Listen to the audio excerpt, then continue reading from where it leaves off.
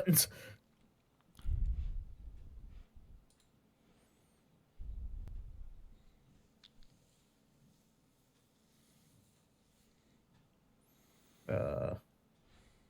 What other button did I want to press? This one. Hey, say something. Hello. Hey, it works. Okay, cool. I'm recording a backup file through slobs on my end, just so we have it. Good. Good call. Really good call. And that logo looks way better when it's like bigger. I think it's okay. Kind of gets a little pixely, but Yeah, but it just looks more interesting in that than it does on the little corner piece on the website. mm-hmm. Which actually we can. That's some things we could reference, I guess, while we're kind of waiting to see who else shows up before we actually get going proper. If you wanted to pull up the website and/or Marooner's Rock, there's a couple pieces there that we could highlight. Yeah, I can get working on that. Cool. And I'll go share around on. Well, the Discord should auto pop, but I'm gonna go into the general and tell people we're doing it.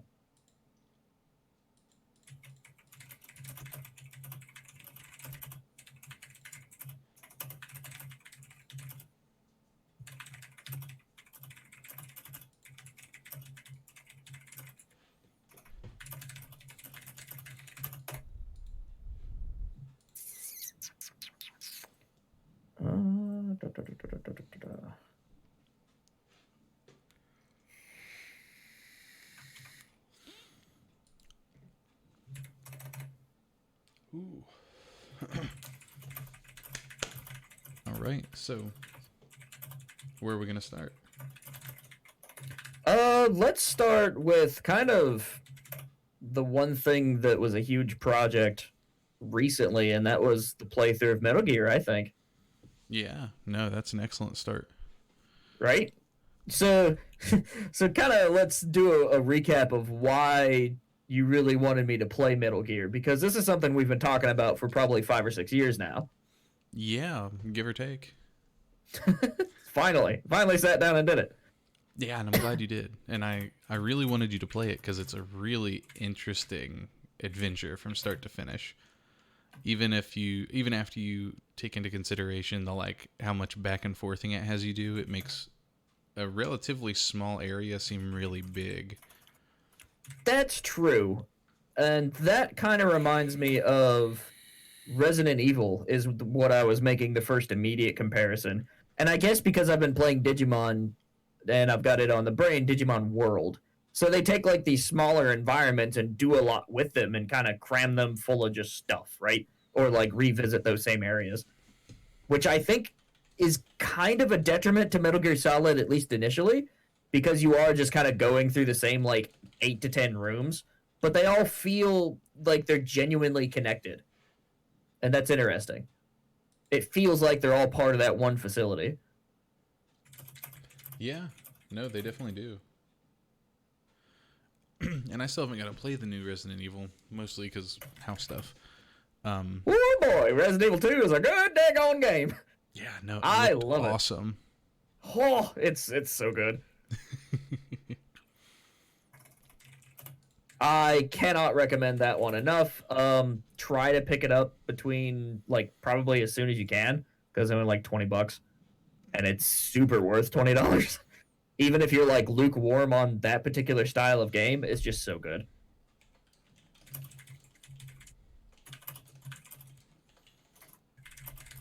So yeah, I sat down and played all of Metal Gear Solid front to back, and I will have eventually, I don't know, I'm just kind of editing this video for fun at the moment, but I took that massive 12-hour dump of video and started editing it down and like just taking out the funny bits or bits that actually had some sort of meaning.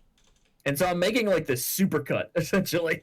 And I don't know if I'm ever going to release it, but I'm putting it together just for fun, I guess. Maybe I'll make like a much smaller version of a supercut that's like 20 minutes or something. But so far I've got like an hour and a half, and it's pretty interesting to like go back and watch. But I did it. I did it in about 12 hours, even though there was that one major hang up, which like I should have prepared for. You warned me. You sat down and was like, hey, be aware of this one particular torture scene because you can like lose your save, and that's what I did. I was like, nah, I'll be fine. I got tough fingers. Nope. Yeah, no, and I totally forgot, like, after you were done to remind you to save. So I felt really bad.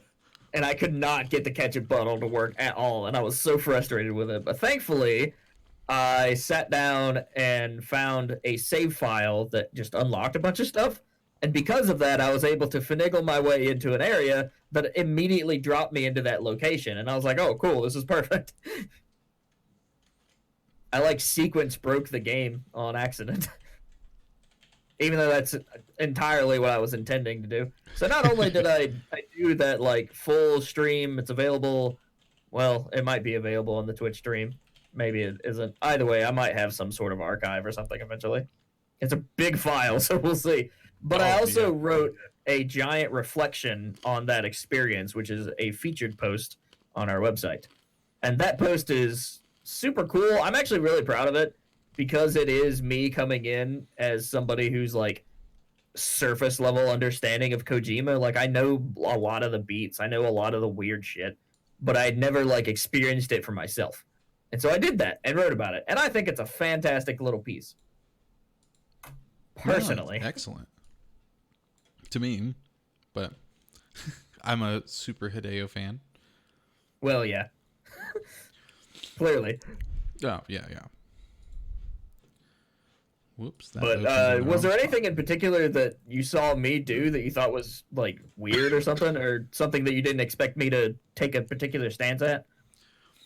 During your playthrough? Yeah. I was especially interested in your I'm gonna lay down in the middle of the field fighting this tank. He's totally not gonna shoot me.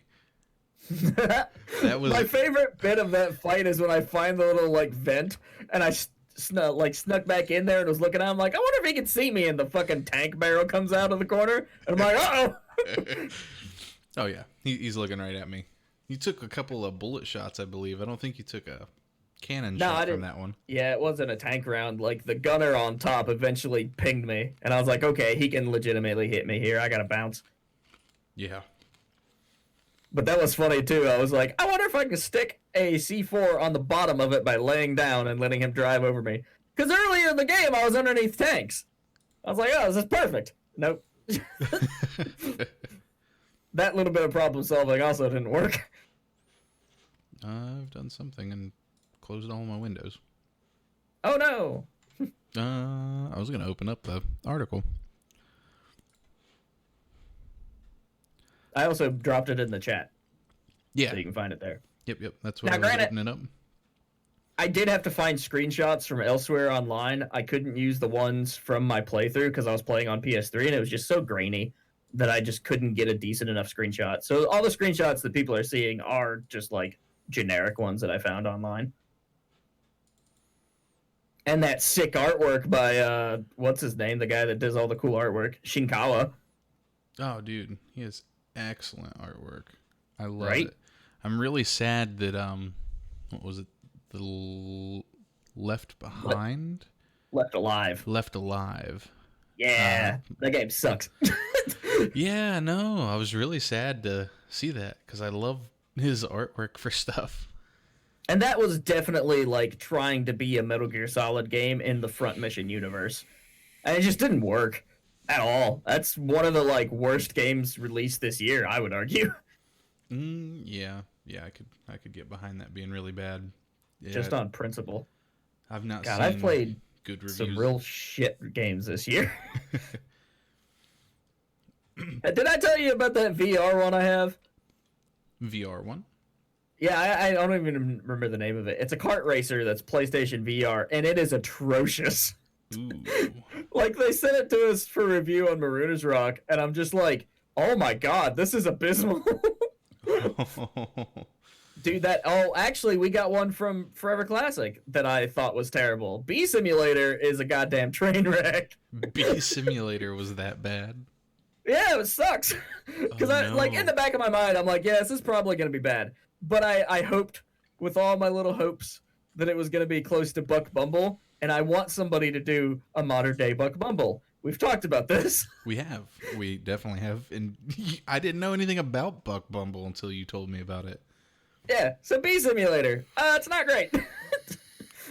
It's Not like, great. Don't what do if it. Superman 64 was worse?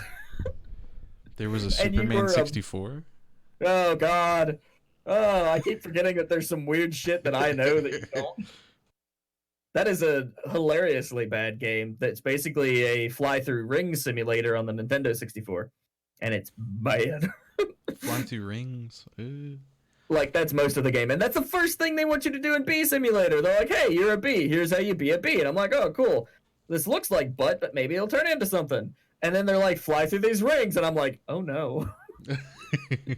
Superman Oh, flashbacks. no.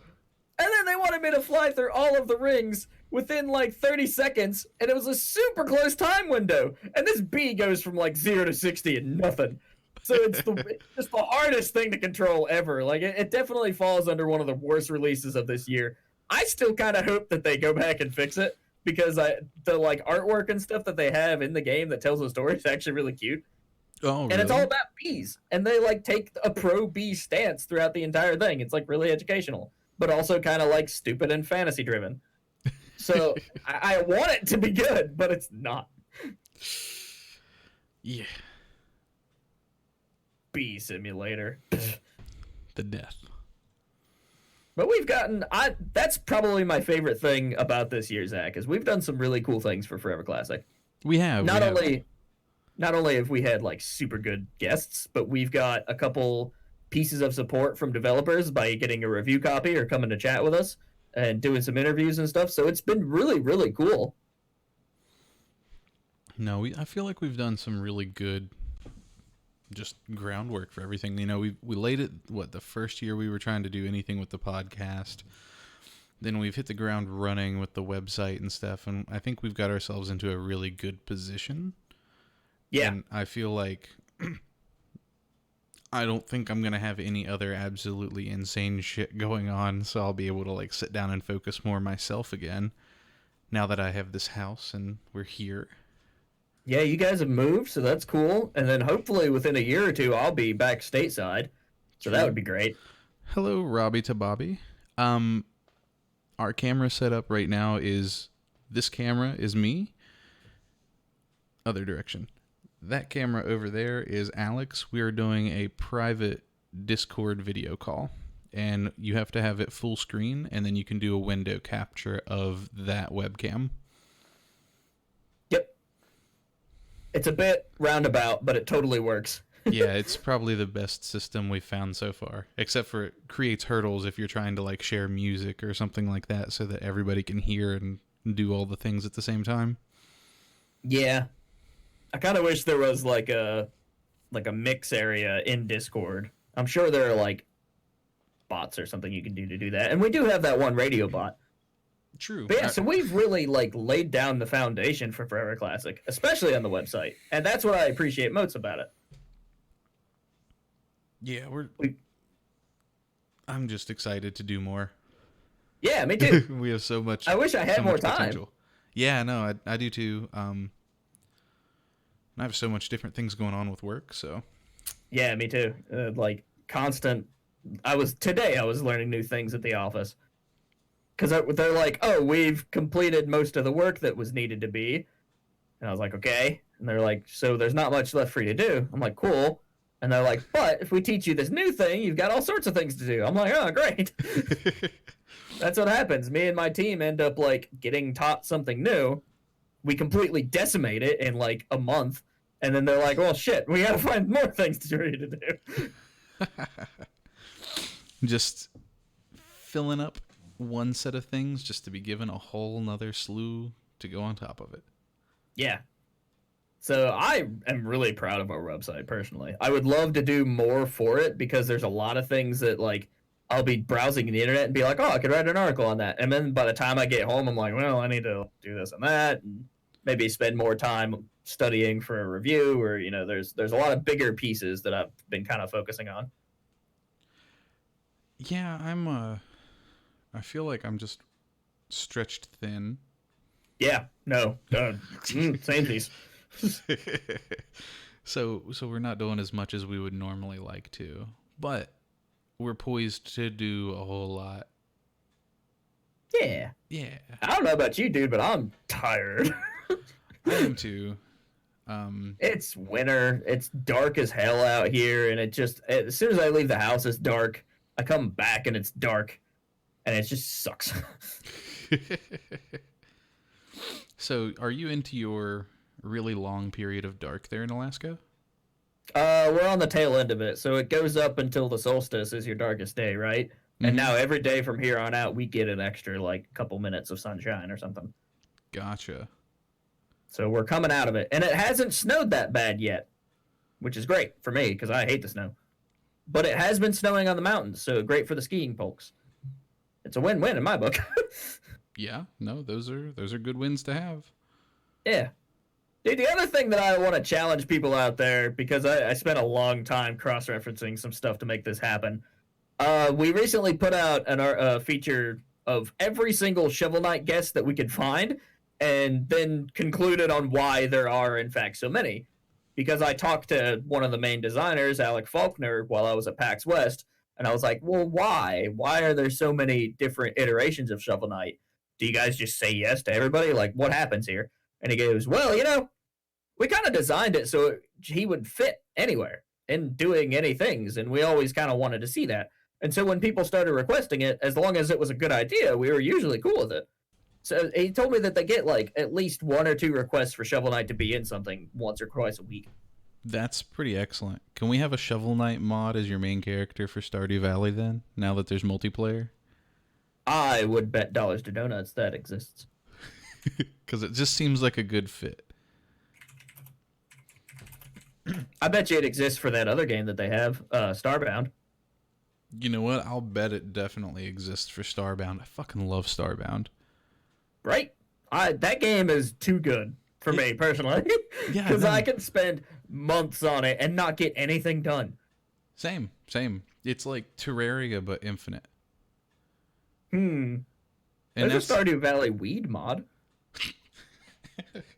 So that's an option.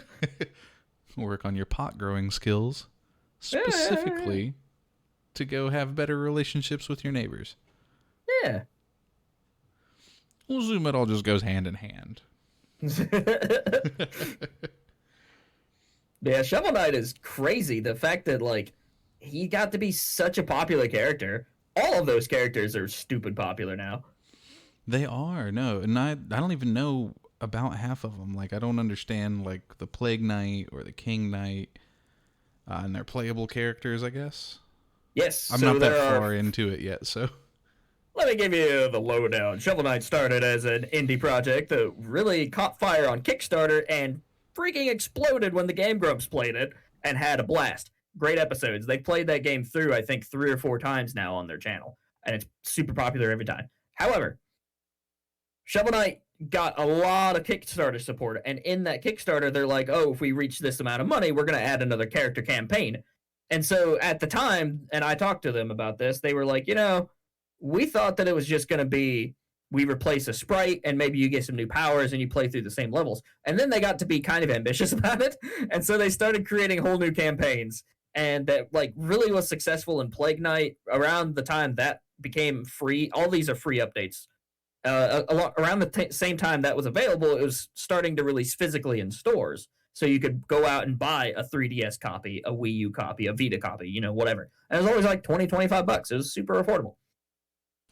And Yeah, so Travis was real into it, and I didn't understand anything about Shovel Knight until he was going on about it. I really miss really living with those 8-bit guys. inspired in that kind of era. It's got, echoes of Mega Man, classic DuckTales on NES.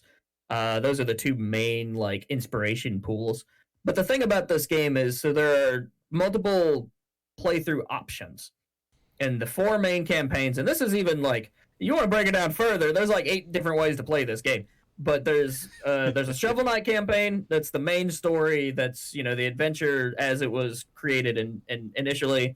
You get Plague Knight, who's this like kind of bouncy, floaty, uses explosions to propel himself in various ways. Like he's a really interesting character movement wise. So he's like the Bakugo of Shovel Knight. Yes, very similar actually. So very similar to Bakugo. And the thing is you're playing as Shovel Knight's enemies. Like you fight Plague Knight and Spectre Knight and King Knight. And so those are the other three main campaigns you can play. Spectre Knight, which has like this cool thing where he's got a scythe, and if he's close to an object, he can either slash upwards or downwards. And so depending on where he is in location to that object, you can like zip up a particular direction.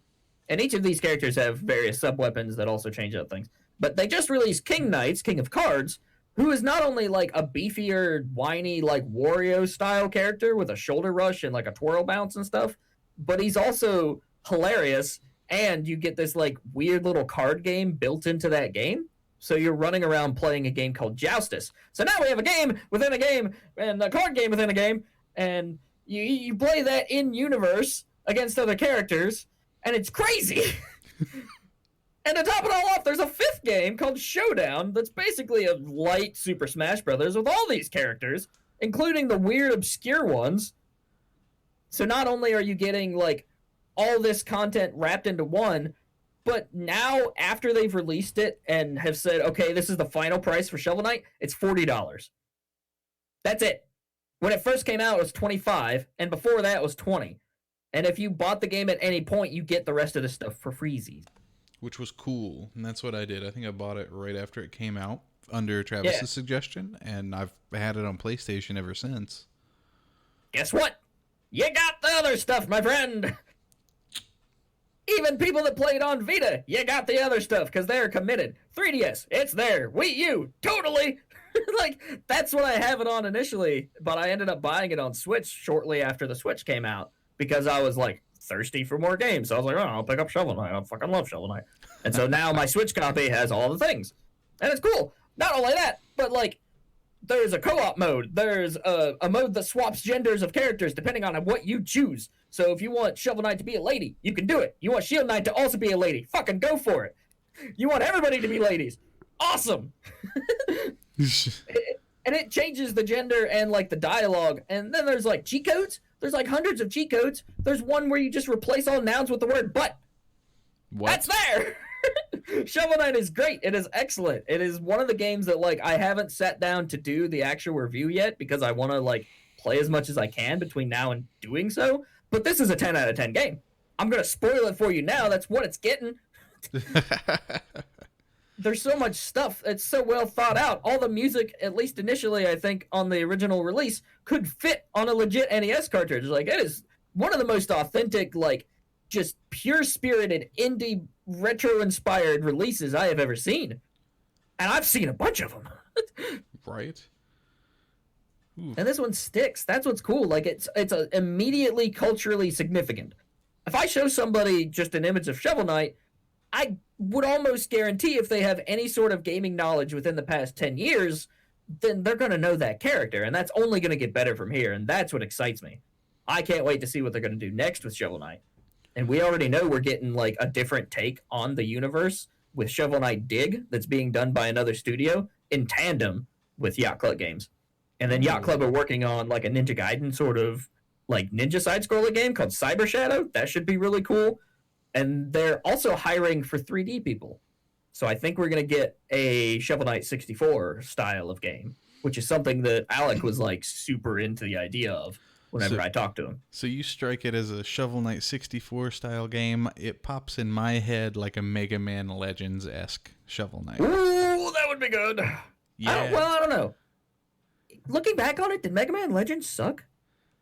I think loved it might it. have. I loved it. did too. I really liked it, but I think we might be wearing nostalgia glasses on that one because I saw footage of it recently and I'm like, uh-oh. Oh no, it looked terrible. Yeah, but I mean like the way it controls, because it's got this weird like tank control thing to a 3D environment, but you're also like running and strafing and stuff. I don't know. There's a better way to do that in a modern light. Oh, that's right. It did have the weird strafe controls. I forgot about that. Yeah. Yeah, what a weird game. I've beat it. I haven't played the second one, but I have beat the first one. God, I have that on PlayStation. We could play that sometime. We revisit it and see for ourselves. I don't have the game anymore. I used to when I was younger, and then I don't know what happened to it.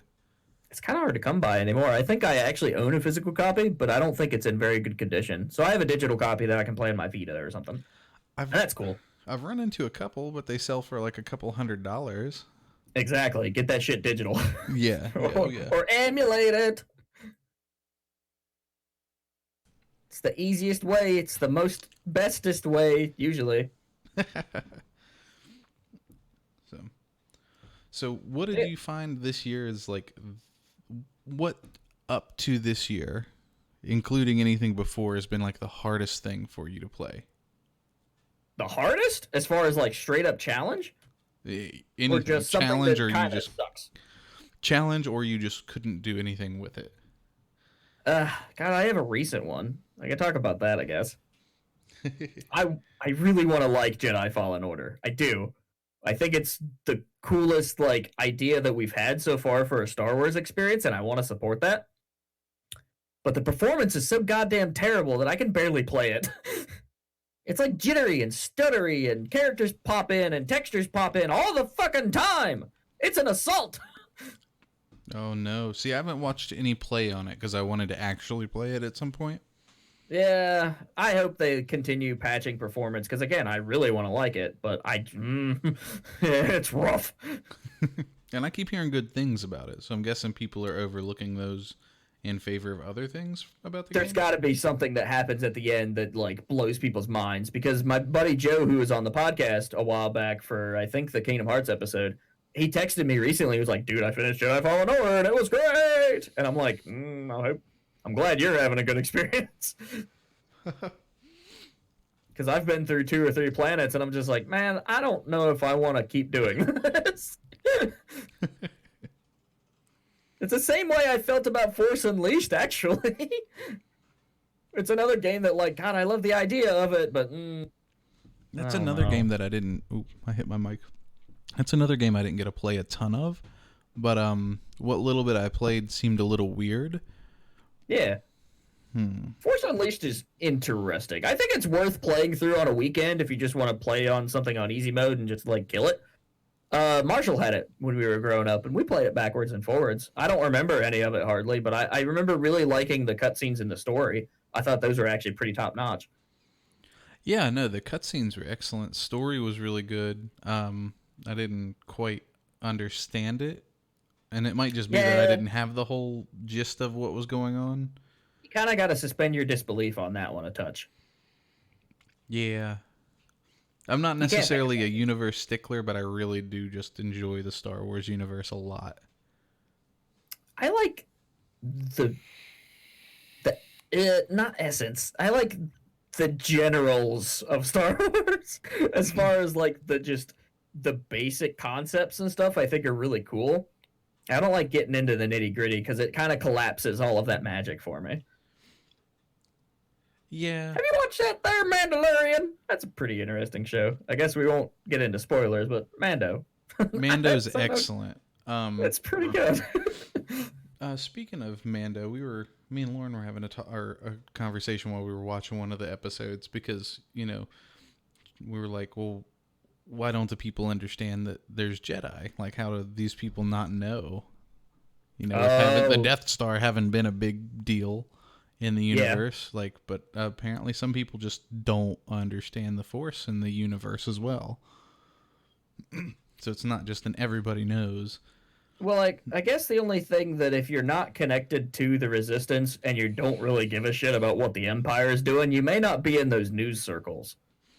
Right. But it gave rise to her being like, so who can use the Force, who cannot, like this sort of thing back and forth. And I was like, well, it falls into a bunch of different places because she was like, so we kept having a lot of people have the confusion, like what a Mandalorian is and that it's not a people. It's more like a life choice. Yeah. It's definitely like you have accepted a culture that is now you, that accepts everyone as long as you follow the tenets or the creed or whatever. And I think Jedi and Sith both kind of fall into that category as well, even though there is a definite like biological thing that can determine it. Yeah. And the thing is, like, anything can be a Mandalorian, but not necessarily a Mandalorian can become something else without giving up Mandalorian stuff. Right, yeah, they're pretty like focused in on something. Like you if you choose to be a Mandalorian, most likely if you drop out of it, that you're done. That's like you're probably not going to be a Mandalorian again. Right, but that gives an interesting rise because a Jedi or a Sith can be a Mandalorian. Right. Yeah. Yeah, you could technically be a Mandalorian previously and take up a Jedi mantle, I guess. No, you I don't know. could still follow What? your Jedi tenets and be a Mandalorian under their creed too. Probably. Mm-hmm. I don't know. I feel like there'd be a political thing there because, like, the Mandalorians have their thoughts and beliefs, and that may or may not conflict with the Jedi because, let's be real, the Jedi do some weird shit. They do. They This is true. Steal children at the age of 3 and teach them how to be sorcerers. Yeah, they do some questionable stuff, but it still can happen. And is like a weird, not spoiler thing. It definitely has happened in the previous history Yeah. of Star Wars stuff. I think what Mandalorian made me realize is how much I like it. To me, Star Wars is most interesting when it's being treated like Shakespeare. When you have things that are like the ideas of things or like archetypes, and then people do different things with that. I've always found that interesting because I like the stories of like even Republic Commando on the old computer and Xbox game. That was a cool little story, and it was all about like clone soldiers. Yeah, no. And then you have The Mandalorian, which is all about like one guy just running around being a bounty hunter. Right. Oh, but the point I was going to make with all of that is the funny thing is, like, we have this Yoda's race species thing that they don't have any information on. Yeah. He's a little force wielding thing that's not necessarily a Jedi or a Sith yet, and is totally going to learn about the Mandalorian code as it grows. So you're going to have one little force using son of a Mandalorian crazy thing. That could be interesting. Right, and that's A weird little Yoda that's like under the creed, but also a force user. right. Can you imagine him with the helmet on and like jetpacking? I like Baby Yoda personally. I do too. He's great. He's super cute. Thank God they decided to go practical effects rather than CG, because that was a discussion. I think like the executives were like, "Oh, we'll just make it CG," and the dude that really pushed for puppets are like, "No, puppets." Puppets, or I'm out, or something. I don't know. I like it in most of it. There's some times where it like he just looks funny enough that it like jars me out of what's going on. Yeah, there are moments where you're like, yeah, it's a doll. And also, they give him the most stock baby sound sometimes, and I hate that. I wish you would make a different noise, for sure. Yeah. If they ever do a Blu-ray release, I hope that gets edited in as like, oh, here's some actual like made-up baby sounds. I tell you what else I've been doing here recently, Zach. I've been kind of exploring some 90s nostalgia on Marooners Rock for some projects over there, right? So if you're listening to this and you happen to be interested, we are currently doing a giveaway for Power Rangers Battle for the Grid. We have 5 or 6 copies for the PS4 that we're giving out. And that'll all be available on the link in the chat. If you just go to maroonersrock.com, and on the right-hand side in the features column, there's a giveaway for that game. And I played it. I did a review on it, and it's surprisingly better than I figured it would be. Yeah. So in case you weren't aware, Power Rangers have gotten a recent resurgence here in the past, I don't know, 5 or 6 years, right? And it's all kind of hinged on these comics that explore a more mature Power Rangers and a more connected, expanded universe. And so you have characters like one of the main antagonists, Lord Drakon, is an alternate version of Tommy that like takes the evil Green Ranger powers and mixes them with the White Ranger powers, and he's like this badass like white Green Ranger hybrid, and also a bad guy, but still totally Tommy. But it's crazy. And so this is a fighting game in the style of like Marvel versus Capcom. So it's a 3v3 kind of fighter where you're switching characters and calling in assists and doing super moves and that type of thing. And it's not nearly as like super movie flashy as some of the other games. And it's way simpler in its execution. Like there's no quarter circles you got to do or anything like that. and most of your moves are just very simple tool sets. And so because of that, it's actually a fun little ass fighter. Now, the takeaways from this is the stages are butt ugly, and some of the visuals don't look super great, and there's not a lot going on in the mode department, but they are adding crossplay here soon. I thought it was already out whenever I started this review. That's not the case. So there's a patch being added to add crossplay for the PS4. Everybody else is already playing on crossplay. And so I think that's the best chance that you could give this kind of game, because there's like a select few people that are going to play it per platform. So if you get them all together, you have more people to play with. And it works. It's pretty fun. It's not super expensive. You can get all the DLC and the game for $40, or you can just get the game for $20. Oh, well, that's pretty cool. Yeah, it's not bad. Like, it's surprisingly better than I would have thought. Did you ever like the Power Rangers? What's with you and Power Rangers? Tell me. I love the Power Rangers, especially after I learned that. Hell yeah. What is? Oh Lord, I forgot Tommy's real name. Jason David Frank. Jason David Frank. Especially after I learned that he was an MMA fighter too. It was very cool. Yeah. And he I've does met all him. sorts of He's a stuff. cool dude. He goes to cons and stuff still. Yeah, no, he's cool. Like, he'll go to cons and hang out with people and do panels, and he's got a world record there for a little bit for jumping out of planes and seeing how many boards you can karate chop. He's a badass dude. He is. He's I don't know. But yeah, that's honestly, I was into Power Rangers for a while, and then I didn't really care because it just got muddy and weird and repetitive. Yeah. So I don't really know a whole lot of the newer ones, but I like the universe of it. And we just recently watched like the Toys That Made Us episode on the Power Rangers, and it was really cool. Mm-hmm. I pointed to that information actually for the review, because they talk about how it was like one of the most successful franchises and it changed the world, and it's just really interesting. Definitely did. And it was just a simple concept. Yeah, well, some dude was watching Tokusatsu, and he's like, I bet you I can make that into an American TV show. And they're like, you're dumb. And then 10 years later, he did it, and he's like, here it is. And then people flip their shit. Yeah.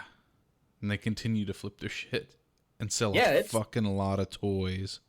It's still popular. And what's crazy is the certain seasons are still popular. Like the Mighty Morphin series. Even the Zeo series has some popularity. In my opinion, I really liked Lost Galaxy, even though I don't remember hardly anything about it. That's when the like canonical story kind of ended, as far as the like American all connected universe type of thing, right? Right. So they went on season to season, and the story still kind of kept going. Like Lost Galaxy was the end of that, and that's where I kind of lost interest. But like nowadays, you got this Battle for the Grid comic book too that is exploring some of those like original characters, and you know, what are they into now? What sort of cool things can we toss them into? And I think the Power Rangers fandom right now is, even for people like me who are older and like still have a lot of memories about Power Rangers and still want like a slightly more mature angle for it for people like us, it's a great time to be a fan, because that comic is supposedly great, and there's a lot of things coming out of that comic. Really? Yeah, like this game, you have a mobile game that's done by the same people that's not near as good, but it's also got some cool characters in it. Again, the comics are great. There's a board game, I think, out there that's supposed to be really good. There's the fan productions by Rocket Jump on YouTube. So they brought in Jason David Frank to play some of these characters, and they like made these sick-ass ranger suits and stuff. Some of these designs might be based on their work, actually, now that I think about it. They're very similar. Huh. So if you ever want a sweet evening of just like watching Ryu Hayabusa kick the shit out of Tommy the Green Ranger, check out Rocket Jump stuff. They've got some really cool fan things. And I think JDF is working on his own film too that's like kind of Power Rangers, but totally not, so they can escape copyright. Oh, that's smart. Like and sneaky. White Dragon something or other. I don't know. It's got a lot of the old actors. It looks really cool. Mm. And also very budget. But Yeah. so outside of that, what's your like game of the year? Oh gosh. Let me talk about some ones that are like super notable. Cause I think right now my choice for absolute like pure joy and quality is Resident Evil 2 Remake. But I was very impressed with Yooka-Laylee and the Impossible Lair. That game just turned around how I feel about those characters. And it's like super good. It feels like Donkey Kong Country. We had that recent interview with Gavin, which was awesome. and that's just a Yes. really, really solid 2D platformer. Yeah. I was No, also super impressed with Trover Saves the Universe on PlayStation VR. That's the best VR game I've played so far. really. And that's because it's not super complicated. Like, it's a VR game, but it is very much in the sense of a very simple adventure kind of hack and slashy sort of thing. That's a sleeper. Even if you don't like Rick and Morty style humor, which this game is 100% that, like, definitely give it a shot if you're into VR at all. Mm-hmm. I did not It's expect it quality. to be a hack and slash. Yeah, it's kind of like a super simple, like Zelda almost, but without any of the like major puzzles. Okay. It's cool. I recommend checking it out. I've got a review on Maruna's Rock. I think I gave it a 10. Like, I really liked it.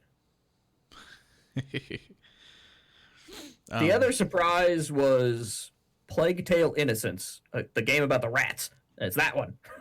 the rat So game. that one's done by, I believe, a French developer. And like, I saw the tech demos that they were creating with the rat swarms a long time ago, and they finally came out. And I was like, oh, cool. I like the idea of a rat storm. I'm terrified by it, but sure, I'll play. And I played it, and I gave it like a 9. Like, it's really solid. It's very straightforward and with its stealth mechanics and some of the action based sort of things. It feels like Hellblade without that combat. So you're like going through an environment in third person, and you have these different things, and it's real like visceral, and it's good. It's like real good. Mm, Can't Yeah. wait for whatever sequel or whatever. the Innocents or whatever. A Plague Tale Innocence, yes. Gotcha. Now is that out or coming out? No, it's out. It's been out since like July or something. Okay. Sorry, I thought A Plague Tale and then Innocence was like a DLC or something. No, that's the subtitle. So I assume whatever we get next is a Plague Tale something. A Plague Tale Sin. Yeah, no. This year's been really, really good for games lately. I've played some stinkers, but I have played some very good titles. Yeah, there's been a lot of hype, especially the last like couple months, with Borderlands 3. Oh god, the Jedi Fallen Order was a huge hyped thing. People There's- love that. Right, and we're about to walk into like the weird March gaming season, Oh my god, March is going to be crazy. right? So speaking of March being crazy and, like Doom Eternal, Final Fantasy VII remake coming out. On the note of Final Fantasy VII, I share a concern with somebody I had commented to on Twitter earlier today. Yeah? We're really getting close to the remake coming out, and there's still nothing on Red 13. Oh, I saw that tweet. I don't necessarily care. I loved Red, though. He was excellent. He's fine. He's cool because he's a dog thing. He's cool. Like, don't get me wrong. I like him as a character. He's the Rocket Raccoon of the Final Fantasy VII universe. I don't know. I'd give that to Kate Sith, if anything. Well, Kate Sith's I can't wait to see that monstrosity. Kate Sith is just a like, cat riding a robot. like a weird, gross robot with fat rolls. Okay. So can you imagine, because we both love Final Fantasy IX, seeing Quina remade? Yeah. I'd love it. I want that so bad. But do you know what I want more than that? A Legend of Dragoon remake. Oh, I want that so much. I have found a small group of people on Twitter that are also in the mindset of me that anytime somebody's like, oh, a company will post a whatever and they say, oh, what game should we make next? Even if they have no way they would do it, I'd be like, Legend of Dragoon. And so there's like 7 or 8 people that are like echo chambering me, and I love it. That's all you got to do is just get more and more people on that bus. There's some good fan art that they've been sharing. I want it. I need to play it on the channel in some capacity or do like a similar study like I did with Metal Gear Solid. Yeah. I love that game, but the last time I visited it, I was like, story's kind of cliche. Gameplay's not great. It's still really cool, though. Like, if I were to rate it subjectively, it'd get like a 6, maybe a 7, right? But me as a person, I love this game to death, so it gets like a 9. All right. And so, what are you looking forward to now with the year winding down? Ooh, before March? Before March. Because March, it's definitely Final Fantasy. There's some games that I really want to spend more time with. I want to finish a Medieval. I'm getting ready to jump into System Shock 2 for a podcast guest appearance, which hopefully you'll get to join. I really hope so too, and I hope I also get to play System Shock before that happens. Yeah, System Shock 2. That's the one we're gonna really like dissect. I need to play them both. I bought a bunch of stuff on Switch too that I need to play. I got Devil May Cry 5. I want to sit down and play that. Wargroove, I played the first match, and I was like, yep, this is the type of game I will like. And I haven't touched it. So I really want to go through some Wargroove for some strategy RPGs. There's some stuff that I want to touch before we get to our, like, okay, here's our end of the year, like, best of 2019 accolades, so to speak. But that's kind of where I'm sitting with that. I want to finish Fallen Order before the end of the year. I need to do that soon. I just realized it's the 30th. It's true. You've got a whole, like, 12 hours. Or But 20 what were your hours. surprises of this year, though? Oh, man. I don't know. Because you've played a lot of games that are perpetual. Like me and you've played a lot of Monster Hunter. You've done some Fortnite. But have you played anything that you're like, wow, this is really like quality? Honestly, I was really impressed with like perpetual moving games stuff in that area with Apex coming out. I think that company did really well joining into the Respawn. battle royale market. Yeah, Respawn. The game looks nice. It feels super fluid. Like regardless of like the nitty-gritty of like whether you agree with like a lot of the fighting that happens and like, you know, who's doing what and how good it is, like yada yada yada whatever. The game's beautiful, feels great, moves well, and they're still going in a market that's dominated by Fortnite. Yeah. Apex really surprised me because when it comes to multiplayer shooters, I just kind of like am interested in the ideas of it or watch high level people play. I don't really like playing them myself because I'm not great at them. But I like Apex. I think it's fun. It's a great like weekend sort of game. And out of the battle royales, it's my favorite. Yeah, I really like it. I need to play some more of it. I actually just updated pretty much everything, caught back up on the PC so I can start doing more PC gaming properly. But yeah, no, I think overall, I think the biggest surprise for me this year has been Respawn's games as a company, especially since they took the mantle up to do Fallen Order, correct? Yeah, that was them. Yeah. They kind of picked up the pieces because EA has brought a lot of studios in and out working on a like single player Star Wars. They've pivoted it, they've like dismantled it, they made it into a multiplayer, they released Battlefront, like they've been really messy with that particular section of like their game design people, right? Right. And so the fact that they like actually got something out the door and it's pretty good and people like it, that's kind of impressive, especially when you've got Big Daddy EA looming over your shoulder. Right? I mean, everybody's fear is that it's just a matter of time before EA eats Respawn. But they'll jettison him eventually. Oh, yeah, but yeah. those people will carry on based on their resumes, hopefully. Yeah, just based on the work that they've done with those things, I mean, it'll be great. And the fact that they actually got to release a single-player Star Wars game for the first time in, like, 10 years? Something like that. Yeah, it's been a bit. And it's hit well. People like it. Yeah. People want that kind of thing. Who'd have thought? Right? Not EA, because they can't make money.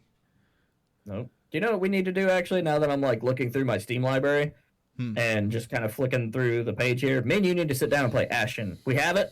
It's something that we want to do because co-op Souls-like is something me and you've always really enjoyed. But it's always been kind of finicky, right? So hopefully Ashen is going to be one where we can just sit down, play, no worries about, like, oh, I have to have a particular resource or something. Correct. Yeah, let's knock that out. That should be some of our like early 2020. Yeah, and that's something that we will eventually have and review. It's something that we'll eventually maybe do a podcast discussion on. Either way, keep an eye on this channel because there might be some sort of Ashen streams happening eventually. Right. Now that we know how to restream, we can hit a couple of places so you can go to your favorite one that you like to use the most and watch us there. Yeah. Here's a game that's a indie that I've been interested in for a while now, but I haven't got to play it. I hear it's good, but I bought it finally. So step one, Lost in Vivo is a Silent Hill type of like indie horror game, and it's supposed to be scary as shit, and I'm super excited. And I bought Deus Ex. Damn it, Dave. God, I bought it. So now we can play, and he can't yell at us anymore. Yeah, I bought the whole freaking package. They were all available. So I got the whole fucking series. Let's go. Let's do it. Maybe. All right, so there's some, like, I have been hounded by my roommate Eli and, you know, one of my best friends who I've known most of my life. He's like, dude, you got to play Coder. You're loving Star Wars right now. Sit down and play Knights of the Old Republic. It's a great game. And I told him, sure, after System Shock. So maybe after System Shock, I will sit down and play Knights of the Old Republic. And that'll be another one that I, like, do a whole study on and do a stream or something, you know? Yeah, the story for Knights of the Old Republic is wonderful. That's what I hear. I hear it's good stuff. I've always, like, heard it listed as some of the best Star Wars games, period. Do you know what I hope you get to play sometime soon? And it wouldn't really bother me that much if you didn't, because I guess we could always, like, invite somebody else on the podcast to talk with us. Death Stranding. I played it. I beat it. How long did it take you? 40, 45, 50 hours, give or take. About a couple weeks of, like, playing most evenings. Okay. Several That's not hours bad. at a time. You could spend longer. You could spend slightly shorter. I mean, I stayed to the critical path 90% of the time. But if you wanted to run around and, like, max out your rankings to every city, you could easily spend 150, 200 hours in it. I have no doubt. I don't necessarily recommend doing that because I think that's not the best way to play this game. But you could. No, I'm excited. I definitely want to get Death Stranding. That's on my early list of things to pick up. Yeah. Hopefully, me and you can sit down and have that discussion sometime soon. If not, I know a guy. True. I mean, even if we're we gonna can't... go hang out in his neck of the woods, so maybe if all else fails, we'll bring him to ours. Yeah, let's do it. So that could work. Yeah, I'm going to use this wall that's not overly shown over here to start getting figures set up. And I'm looking for, oh, shoot. The knight guy. Oh, Artorias? Artorias maybe too, but the Death Stranding knight guy. The whole symbol for the Oh, Kojima the studio. Luden. The Luden. Yes! I want that statue. It's so cool. I just ordered a bunch of very simple Gunpla models because I missed making Gundams. Specifically to put them on my desk at work. I have one desk ornament, and it's a tiny, like, little Final Fantasy IX thing, but I want robots, damn it. Everybody else has cool things on top of their desk. I want people to walk next to my desk and be like, wow, that guy's a fucking geek. I want them to know immediately. Yep, you just need to get you an anime poster up there too. Yeah, well, I mean, I think I have a Fallout poster that a buddy of mine brought for me. So there's, like, a single Fallout poster and, like, a calendar and a bunch of sticky notes. My desk is not super interesting right now. No, yeah, my everything's pretty blank. I was talking to my wife about this. I freaking love robots, dinosaurs, and monsters and such. And you can tell some of my favorite games based on this, right? Like, my favorite games are Monster Hunter, Final Fantasy, Bloodborne, you know. I love Neon Genesis Evangelion and G Gundam and all that type of stuff. And I've, like, thought it in my head. I boiled a lot of things down, and I'm like, wait a minute, I just like monsters and robots. Monsters and robots, yeah. Yeah. Do you ever like Digimon? I played a lot of Digimon in the past few weeks. I did. I loved Digimon, and I loved I loved a series called Monster Rancher. I remember Monster Rancher. I The, didn't play it, but I knew about it. the game was really fun, and it was really interesting because it had you open your PlayStation in the middle of playing and put in different discs to summon different monsters. Yeah, I had a buddy who had it, and he's like, "Dude, can I borrow your PlayStation collection? I want to get some sweet monsters." And we were like, "Oh, sweet! Here's Final Fantasy VIII. Here's 4 discs." Right? Well, no, because it worked with everything: CDs, DVDs, PlayStation games. Yeah. But Can you imagine playing that now? I've always thought that if somebody were to take like the idea of scanners back in the day, where you like scan a typical barcode and get stuff out of it, if somebody would put that as an app on phones, it'd be great. yeah, no, I mean it's a much easier system for it now. But Yeah, nowadays it would actually work. I love Digimon though. I always thought that the plots and stuff were like actually well thought out. The characters were fun, and the like monster design was always really cool. Now, And did even you watch today, I think Monster those Hunter? shows are great. Did you watch Monster Hunter Try? Digimon Try? I've seen Digimon Try, yeah, sorry. So each episode's like an hour and a half long, right? I've seen 2 or 3 of those. I haven't seen all of them, but I'm watching like a similar type of special for Gundam right now. And so once I'm done with Gundam, maybe I'll go into that Digimon series and like actually sit down and watch it meaningfully. I like it though; it's really cool. They're doing another one. They're doing one where they're like college kids or something, and it's supposedly the last time we'll see Tai. But I have been playing Digimon Story Cyber Sleuth, which is the like one of the most addictive RPG combat systems with just the worst story. It's like 90% bad like visual novel, but like the rest of it's this really excellent monster raising RPG that's just really fun. Well, that's awesome. Yeah, so I just did a review for it like yesterday. I got a 6. Like, and because of that RPG system. Yeah, I keep seeing it pop up everywhere, but I've never actually picked it up. I got it originally on the Vita because I just wanted something RPG like to play. And that's actually the game that I played on the drive up here to Juneau, was that Vita copy of Cyber Sleuth. And it was great because like me and Eli would go back and forth. We had something to talk about while we were doing it.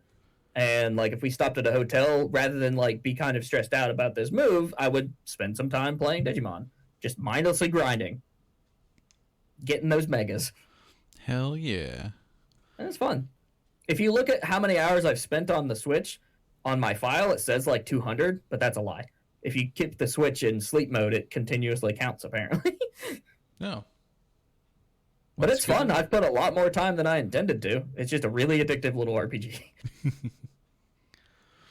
All right, man. Well, this is going to be where I have to go to bed.